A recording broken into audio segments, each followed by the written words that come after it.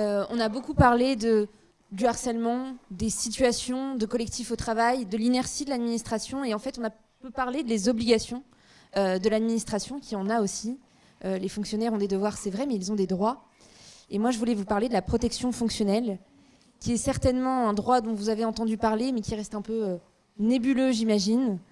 La protection fonctionnelle est définie dans le Code général de la fonction publique, comme l'obligation de l'administration de protéger l'agent public contre les atteintes volontaires à l'intégrité de sa personne, les violences, les agissements constitutifs de harcèlement, les menaces, les injures, les diffamations ou les outrages, dont il pourrait être victime sans qu'une faute personnelle puisse leur être imputée. Elle est tenue de réparer le cas échéant le préjudice qui en est résulté.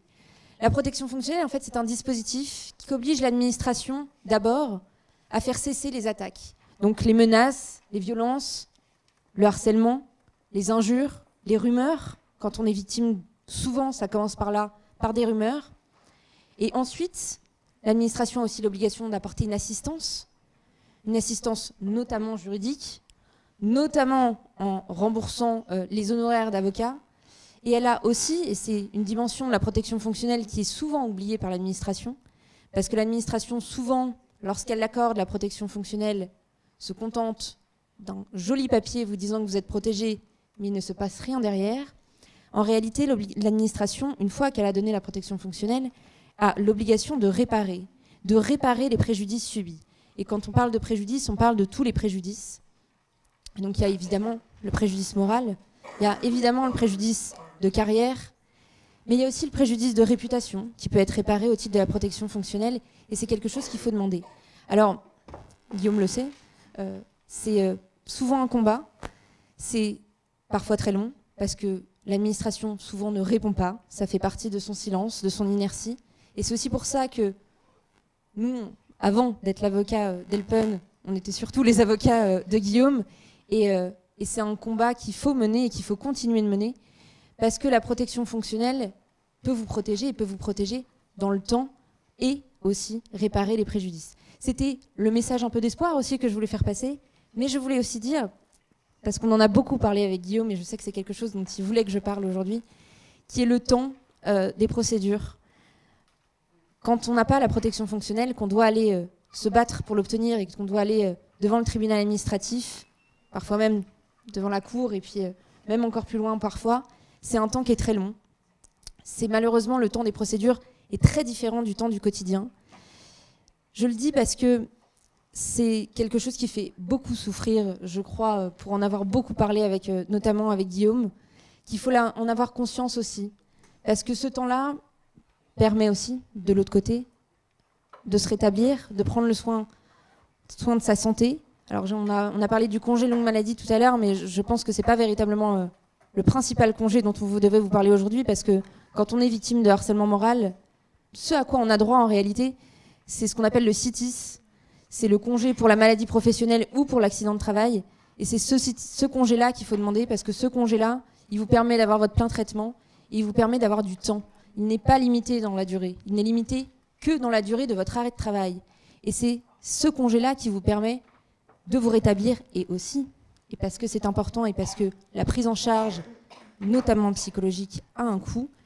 Lorsqu'on a le CITIS, l'administration a l'obligation de prendre en charge les frais de santé. Et donc, c'est une protection dans la durée et une protection aussi financière qui est importante. Et c'est souvent parce qu'on accède au CITIS qu'on peut aussi avoir la force de mener ces combats, parce que la justice est malheureusement longue. On fait face, nous aussi, à l'inertie des administrations et des autorités judiciaires. Mais c'est des combats qui valent le coup d'être menés. Je pense que c'est aussi parce qu'on a pu obtenir des belles victoires que des personnes comme Guillaume trouvent le courage aussi de monter ces associations et d'aider aussi les autres. Et c'est en réalité aussi en menant un combat qu'on en mène plusieurs, parce que vous l'aurez fait, votre voisin le fera, et votre voisin d'à côté aussi le fera. Et c'est comme ça aussi, je pense, qu'on arrivera à faire bouger l'administration et bouger aussi, évidemment, la justice. C'était mon propos.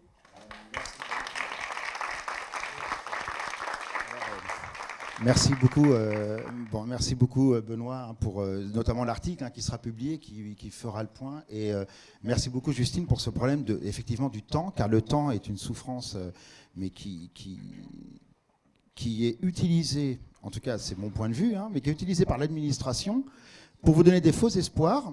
C'est vraiment la méthode des RH, quoi. C'est on vous donne un faux espoir, on va attendre que vous vous releviez tout doucement, et quand on va tuer le dernier espoir que vous avez, on va bien vous regarder vous effondrer.